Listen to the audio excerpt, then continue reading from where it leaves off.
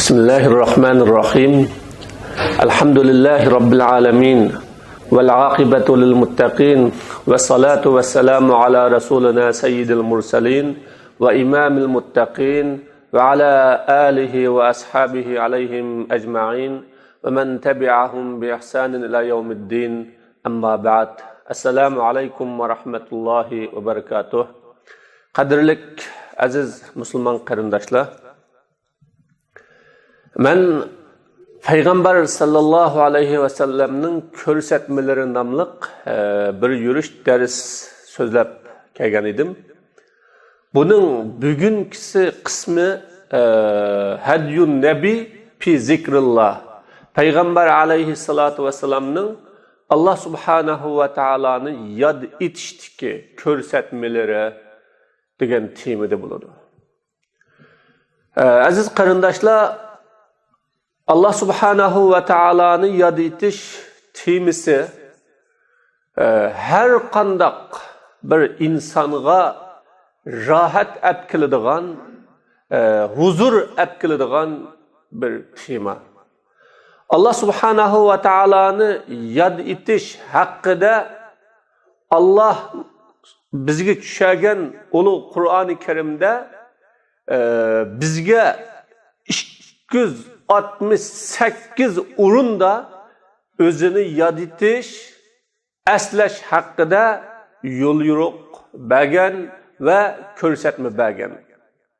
Demak, Qur'oni Karimning Allohni yod etish degan bu masala haqida bunchalik ko'p tilga elishi va buningga alohida ahamiyat berishi bu meselenin Müslümanın hayatida ne kadar muhim bir mesele ekanligini, ahmiyetlik bir mesele ekanligini ko'rsatib turadi. Allah Sura Ahzab'ning 41-oyatida mu'min musulmonlarga so'z qilib, ya ayyuhallazina amanu uzkurullaha zikran kasira ve sebbihuhu bukratan ve asila degan bu so'z bilan bizlarga xitob qiladi. Ey mu'minlar, ya'ni Allohga ishonganlar, mening Robbim Alloh, dinim Islom, mening yo'lboshchim Muhammad alayhissalom deganlar, qonunim, dasturim Qur'on deganlar, hayotlik yo'lim Islom deganlar. Deb Allah Teala bizga biz qilgan bir ahdini oldi bilan eslatib turib, o'zinglarning shu men musulmon, men mu'min degan shu sifat, shu ahdini unutib qolmanglar deb turib, Allah bu ahdining talabi bo'lgan uzkurullah, Allohni yod etinglar. Zikran kasir ta'kidlaydi, ko'p yod etinglar deb Allah bizni bu yerda bayon qildi. Nima uchun? Chunki inson ko'pincha vaqtda g'ofil bo'lib qoladi. Ya'ni Alloh subhanahu va taolodan g'ofil bo'lib qoladi. U Allohdan g'ofil bo'lgan vaqtda u xatolashishga boshlaydi. To'g'ri yo'ldan chiqishga boshlaydi. Yoki har xil Alloh subhanahu va taologa yomon gumonlarni qilishga boshlaydi.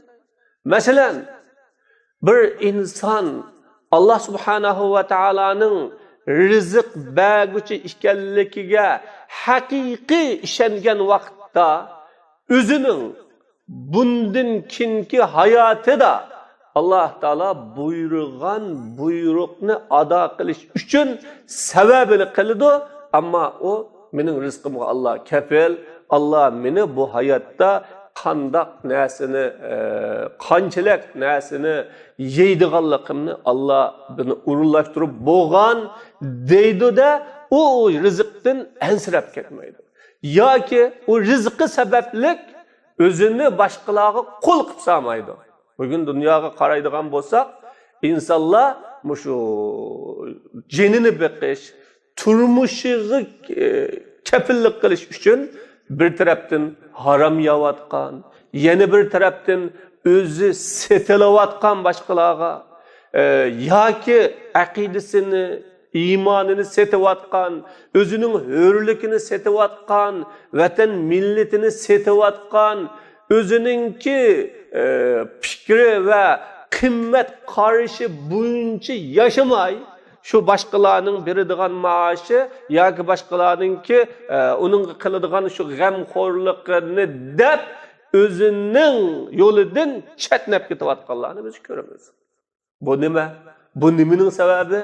Çünkü bu Allah Subhanahu ve Taala'nın onun rızkı kepil boğallıkını, Allah onu dünyaya ekeldi, yeydiğen rızkını çokum urullaştırıp boğallıkını unutkanlıkının sebebi. Şu an Allah Subhanahu ve Taala uzkurullah, Allah'ın köp yadıtanlar deydi. Yani bazen insanlara karayımız, ula özünün bir davalarını, yoki bir maqsadlarini amalga oshirish uchun ojizligini, yolg'izligini o'ylab, o'zining fikrida, aqidasida, axloqida, boshqa sohalarda bo'lgan insonlarning keynidan ketayotganligini ko'ramiz. Bu nima? Bu Allah Subhanahu ve Taala'nın g'ofil bo'lganligining sababi. Chunki inson Allah Subhanahu ve Taala'ga bağlangan vakitte, Allah'ını hakiki esligen vakitte o en güçlü. Çünkü o esligen, o yad etken zat bütün dünyanı başkuruduğun, bütün dünyayı küçü yitidiğen zat o. Şu an Allah Subhanahu ve Taala biz mümin Müslümanların sağlam menişimiz için, sağlam oyluşumuz için, sağlam yaşamımız için, sağlam hayat geçirişimiz için, hatta sağlam ölüşümüz için hem özünü yad etip duruşunun ne kadar mühimliğini Allah bilgenlik için bizge uzkurullah dep buyruk kılgan. Şuna bu Allah Subhanahu ve Taala'nı yad etiş, İslam'daki ibadetlerinin en mühimi. İnsan Allah'ını yad etken çığı da her kanda kıyın işler ve capalık işler onunla kıyın tuyulmaydı aziz buraderler. Allah Teala'nın onun savab berdiğanlıqını, bülüp durduğanlıqını, nusret berdiğanlıqını bilgen vakitte o kıyın işler kıyın tuyulmaydı. Şuna Allah Teala bizni yad etişke buyurup "Ala bizikrillahi tetmainnul kulub." Ey Müslümanlar, bilinglar ki Allah'ını yad etiş bilen kalpler aram tapıdı dedi. Bir kisel azabıdan qattiq inravatqan chag'ida, kisel azabida qattiq qiynalayotgan chag'ida şu kisili sebeplik Allah Subhanahu ve Taala'nın günahlarını kechirim qildiganligini, xatoliklarını afv qildiganligini bilse, şu kisel sebeplik Allah onun kıyamet günüdeki derecesini âli ve üstün qildiganligini, âli qildiganligini, onunğa nurg'ulgan savablarni berdiganligini bilse, Allah Subhanahu ve Taala o kisel arqılıq sağlıqning, salomatlikning haqiqatan katta bir ne'mat ekanligini, ammo u shu ne'matning qadriga yetmaganligini bilsa, uning nisbatan u kisel nima bo'ladi? Bu ig'ir kelmaydi. Shunga Allah ala bizikrillahi tatmainnul qulub.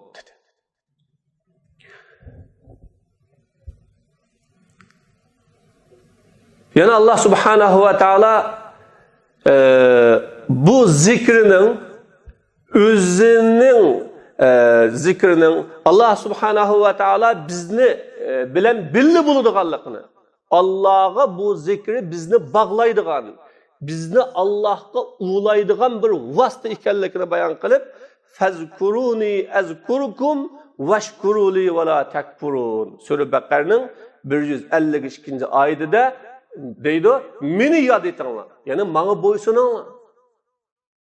Bana boysuninglar. Men sizlarni yad etaman, sizlarga savob beraman, sizlarni mukofotlayman deydi Alloh subhanahu va taolo. Bu yerda Alloh subhanahu va taoloni yad etish Allah tushirgan Qur'oni Karimning yo'li bilan yashash bilan, shariatiga bo'ysunish bilan, mu'min musulmon o'zining hayotida belgilangan belgilamalarga to'liq amal qilish bilan bo'ladiganligini Alloh bizga bayon qildi. Buning natijasi nima? Azkurukum, men sizlarni yod etaman deydi. Yordamim bilan yod etaman.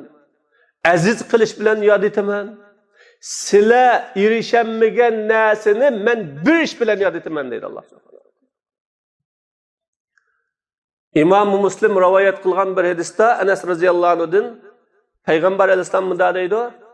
Alloh subhanahu va taolodan rivoyat qilib, "Yabna Adam, in zakartani fi nafsika zakartuka fi nafsi." Ey Adam balası, agar sen meni ko'nglingda yod etsan, men seni yod etaman deydi Alloh.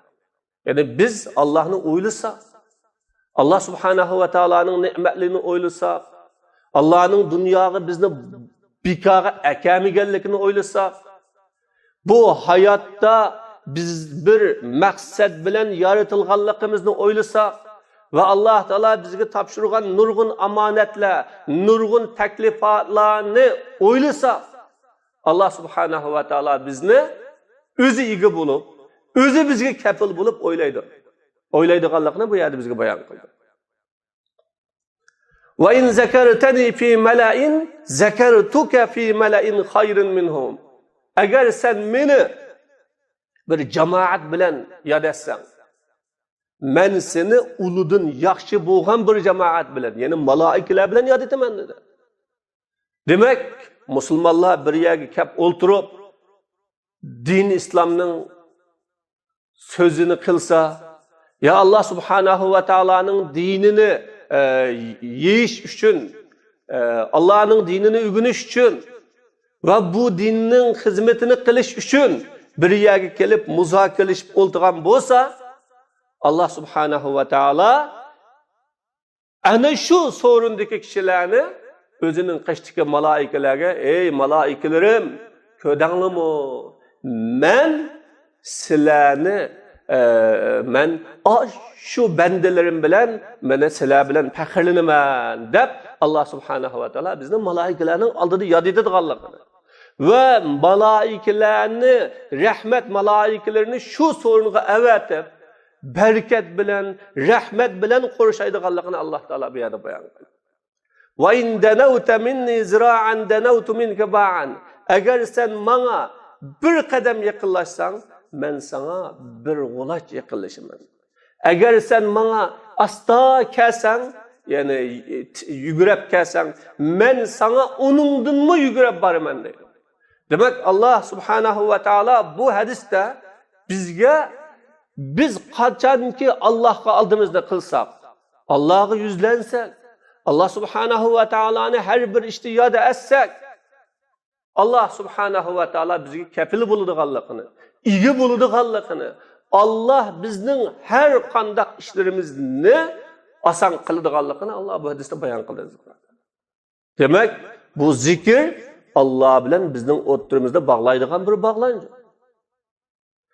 Balkim İslamdaki bütün ibadetler hammasi zikr. Bir Müslüman namaz okuydu, Allah'ını eslep okuydu, roza tutudu, Allah'ını eslep tutudu, zakat veridu, hac kılıdı, cihat kılıdı, davet kılıdı ve her kandak bir yaxşılığını kılsın, Allah subhanahu ve taolani eslep, Allah buyurdu bunu. Bana Allah subhanahu va taolo bunu qilsam savob beradi, qilmasam jazolaydi deb qilgan har bir ish mana bu zikr bo'ladi. Bu bizni Allohga yaqinlashtiradi. Payg'ambar alayhisolatu vasallam bayon qilgan mana bu hadisning oxirisida va in sa'altani a'taytuka. Agar sen mendan so'rasang, sana beraman. Agar so'ramasang, sana g'azab qilaman deydi. Demak, Biz qanday qiyinchilik bo'lsa, Allohdan so'rashimiz kerak. Alloh taoladan tilashimiz kerak. Alloh subhanahu va taologa shuni tanlab turib yalvarishimiz kerak. Allah biz bilan o'zining o'ttirishdagi musofini yiroq qilmadi aziz birodarlar. Qachon biz Allohga haqiqiy qalbimiz bilan yuzlansak, yaqinlashsak, Allah bizga shu hamon ega bo'ladi.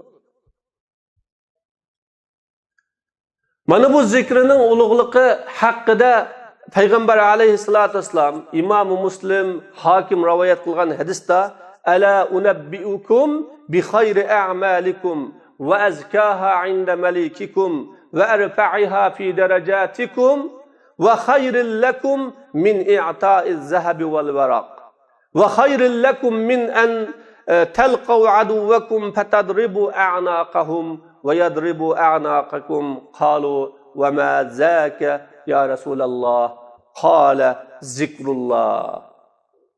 Men sizlarga amallarning eng yaxshisi bilan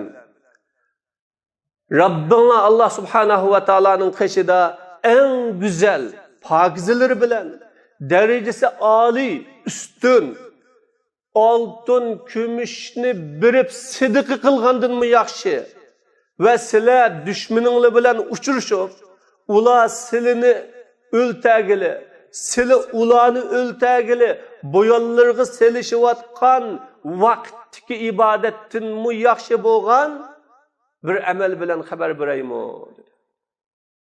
Demak, jihaddanmi afzal, namozdanmi afzal, ro'zadanmi afzal, zakatdanmi afzal, hamma ibodatdan afzal bir amal bilan sizlarga xabar beraymi dedi. Degan chaqda sahobalar, "Ya Rasululloh, nima amal bu?" deb hayron qolishdi, birodarlar. Buningdanmi afzal nima amal bo'lar? Deganda Payg'ambar alayhisalom zikrulloh dedi. Alloh subhanahu va taoloni eslash dedi. Chunki inson bu yuqorida tilga ilingan amallarning hammasini qilishdan burun Allohni eslamay turib qilolmaydi. Bir inson Allohni tanimasa jang maydonlarida bo'lolmaydi. Ölümden qo'rqadi. Allohni tanimasa o'zining mollarini boshqalarga berolmaydi. Alloh subhanahu va taoloni eslamasa shahvatlardan yanolmaydi. Alloh subhanahu va taologa haqiqiy qalbida bog'lanmasa o inson mana bu hayotda to'g'ri tuzmaganmaydi. Demak, bütün amallarning beshi asosi Allah subhanahu va taoloni eslash. Şuna bu zikr Allah subhanahu va taoloni eslash bu amallarning eng avvali va eng afzali. Balkim musulmon insonning hayotining hammasi Allah subhanahu va taoloni eslash birodarlar. Allohni yod etish.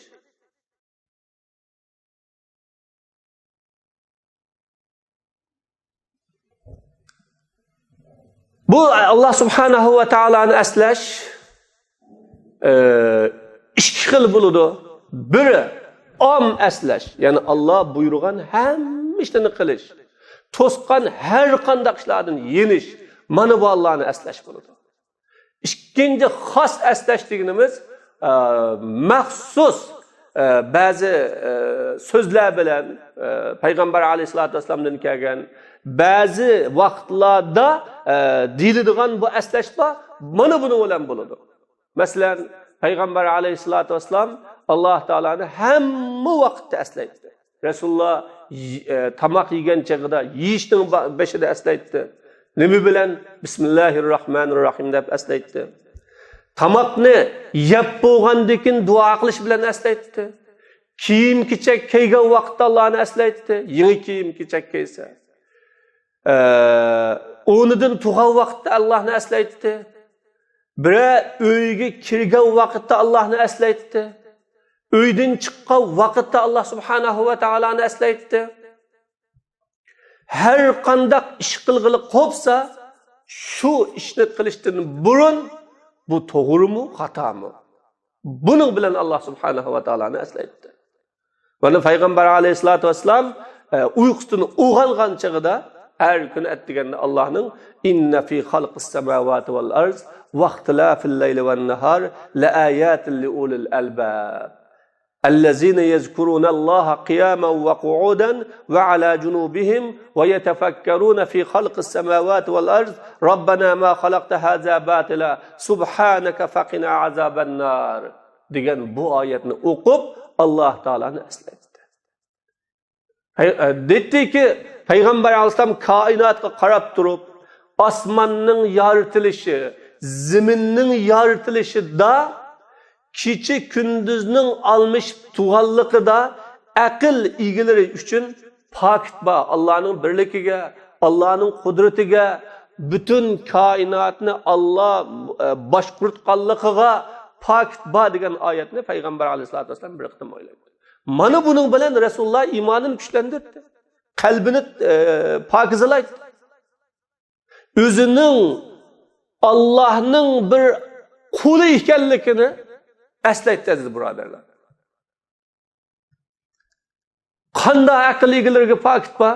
Allazina yazkurunalloh. Allohni eslaydiganlarga dedi. Allohni eslaydiganlarga uyturgan holatida, ya'ni yo'lda menayotgan holatidami tafakkuri Allohni eslash. Allah subhanahu va taoloni o'ylash.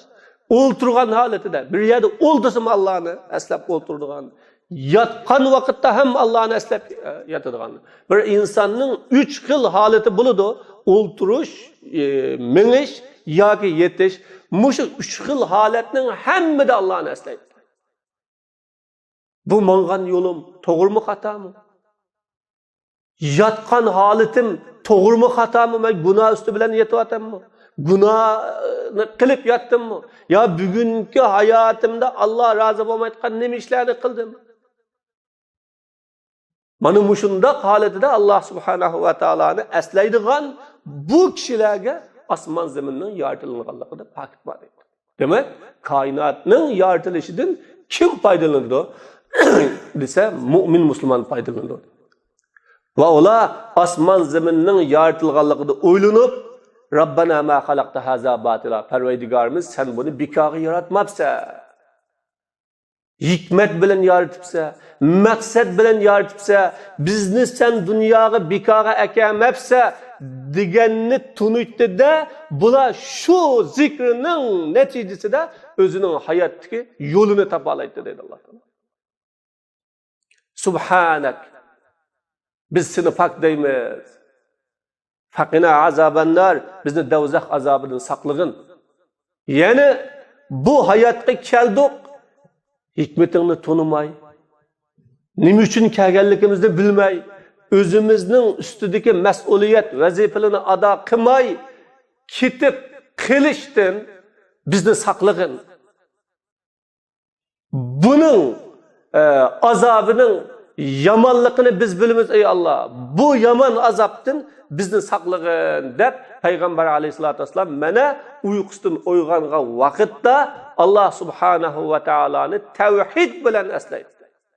O'zining dunyoga kelgan hikmatni bilib, shu kunda qiladigan ishlarini planlaydi, qiladigan ishlarini o'ylaydi va yaxshi ishlarni qilib, yomon ishlardan saqlanishga tirishadi birodarlar.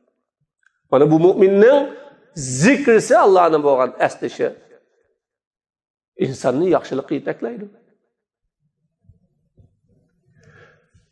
Mana Ayşe radhiyallohu anhu Payg'ambar alayhisolatu vasallamni uyqusidan uyg'ongan chog'ida Allohumma Rabbi Jibril, ey Jibrailning Robbi, Mikailning Robbi, Israfilning Robbi, osmon zaminni yaratquchi Alloh, ko'z ko'radiganni, ko'maydiganni bilib turuvchi Alloh, sen bandalaring orasida uli ixtiloflashgan ishda hukm qilasan. Yani haq, batıl o'tirisida, to'g'ri bilan xato o'tirisida bandalar ixtiloflashyapti. Sen buning da hokimsan. Ey Alloh, meni sen o'zingning izni bilan, marhamating bilan insonlar topolmagan, insonlar erişemmegan bu haqiqatdan iborat buningga ixtiloflashgan bo'ldinga meni to'g'ri yo'lga boshlab qo'ygin deb Rasululloh sallallohu alayhi vasallam mana uyqusidan uyg'ongandan keyin Allohni aslab uning hidoyatiga, tavfiq berishiga, to'g'ri yo'lni ko'rsatishiga muhtoj ekanligini bilib duo qildi birodarlar. İnneke tehdi men teşâ ila sıratın mustaqim. Cezmen sen xalgan kişini doğru yolga yetaklaysan. Yani Allah subhanahu ve ta'ala'nın kolida hidayetinin ekanligini. Fakat Allah'lam xalgan kişini, yani hidayetke tegishlik bo'lgan, hidayetni qadrlaydigan, hidayetning yo'lini ko'rsatsa, u yo'lda mang'alaydigan kishilarni hidayetga boshlaydiganligini payg'ambar alayhisolatu vasallam bilib, sen xalgan benden hidayet qilsa, mening shu hidayetga muvaffaq qilgin, muyassar qilgin deb Alloh taoladan tilaydi. O'rnidan qo'psa, o'rnidan tursa. Uydan chiqsa payg'ambar alayhisolatu vasallam Allohumma inni a'udhu bika an azilla aw udal aw azilla aw uzal aw azlima aw uzlam aw ajhala aw yujhala alay deginiga o'xshagan ey Alloh, men sen bilan ezib ketishdan panoh tilayman. Uydan chiqqan hamon Allohni aslab, yod etib, ey Alloh, men ozg'unlikdan panoh tilayman. Meni ozg'unlikdan saqlama uydan chiqqandan. Yoki men sabablik boshqalarning ezib ketishidan saqla. Men bir ozdug'uchi bo'lib qolmay, dedi. Yoki haqdan qadimimning tayib ketishidan saqlayman. Panoh tilayman. Ve başkalarını men sebeplik hakkın kademinin teyip gitişidin meni saklığın ey Allah. Zalim bulap kılışımdın mı? Mezlum bulap kılışımdın mı sakla? Ve menin kadrimni bilmey başkalarının bana yaman muamele kılışıdın ya ki men başkalarının hakkını to'liq berenmeydigan, qadrini bilenmeydigan, şu sebeplik yaman muamele qilishdan meni saqla deb payg'ambar alayhisolatu vasallam mana uydan chiqqan chaqdama eng oldi bilan o'zining haq yo'ldan ezishdan yoki shu sabablik boshqalarni haq yo'ldan ozdirishdan panoh tilaydi. Demak, aziz birodarlar, Rasululloh sallallohu alayhi vasallam butun vaqtlarida, hamma ishlarida söz qilg'ili qolsa, sözünü o'ylaydi, to'g'rimi xatomi deb. Qadam vog'ili qolsa, bu qadamim to'g'rimi xatomi deb. Kiyim kiygili qolsa, bu islomga muvofiqmi emasmi deb. Bir ish qilg'ili qolsa, bu mening musulmondachiligimga to'g'ri kelamdi, kelmamdi deb. O'nidan tusa, o'nidan tug'an hamon Alloh subhanahu va taolaning hayotlikqa qaytadan akaganlikdan iborat ne'matini eslaydi. Şoň bu zikr insonni to'g'ri yo'lga boshlaydigan, haq va hidoyatning yo'liga yetkazadigan eng muhim omilning birisi. Bu zikr orqali inson zikr orqali o'zidagi ojizlik, qo'rqinchoqlik va o'zidagi xorlikning hammani inson nima qiladi? Yo'q qila oladi. Çünkü o en katta, en güçlük bir boğan zatqa bağlangan boğan iken, onun da hiçbir gariplik, gurbetçilik olmaydı. Ve Peygamber aleyhissalatu vesselam bilen, Peygamber aleyhissalatu vesselam mescide kirgen çağda mı, mahsus okuyduğun duaları beydi. Mescidden çıksa mı, okuyduğun duaları beydi.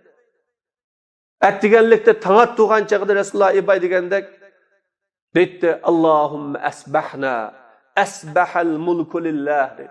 Ey Allah, senin kudretin bilen mana biz bugün uyg'ondik. Bugünkü Tangning nurunu ko'rdik.